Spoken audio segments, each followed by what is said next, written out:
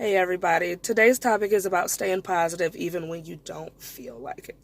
So, the reason I say that is because a lot of the times, even including myself, there's moments where I felt like I was just done. My emotions were everywhere, too many things were popping up, too many issues were going on, things just seemed harder and harder as I just kept trying to progress or try to move forward.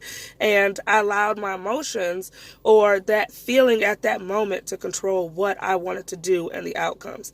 And I think about a lot of times that if I would have understood how to clear my mind or how to think differently, how far I probably would have been at this point in my life with certain things.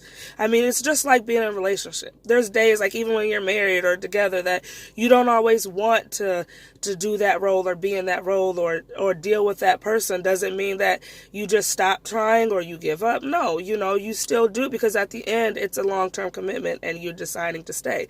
And that's how it should be in everything with your life. Your goals, your dreams, where you're trying to be at.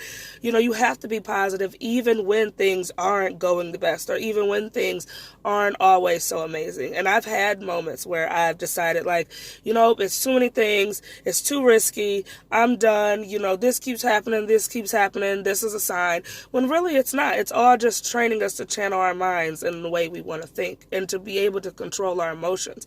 We can't allow our emotions, and I'm definitely still learning this, to take over everything that goes on in our life. We cannot allow moments to take us off the long path of where we're trying to be at. I definitely have been thankful that I've grown within myself to always see the bigger picture. There's always a bigger picture past the emotion, past the stress, past the roadblocks, past, all the things that are coming in the way to try to stop you. There's always a bigger picture at the end of the day. So my word to you is to stay positive and just think and to control your emotions in that moment. Because a lot of times in those moments we do drastic things, or we start to feel like this wasn't meant for me, or why me, or maybe I'm not good enough, or maybe I shouldn't be doing this. This is what and it has nothing to do with that. Once you learn to train your mind, and once you learn to realize that a lot of this stuff is either helping you grow, has either has happened. But if you decide to think about it in a different light, you can think, oh, okay, well, yeah, this was a moment, it did kind of frustrate me, but this is how I'm going to handle this situation. So we have to learn to control the way we think, and we have to learn to control our thoughts. We have to learn to control how we're feeling in that moment, because we don't want to get off track of what is important in the long run, which is your end goal or wherever you decide to be.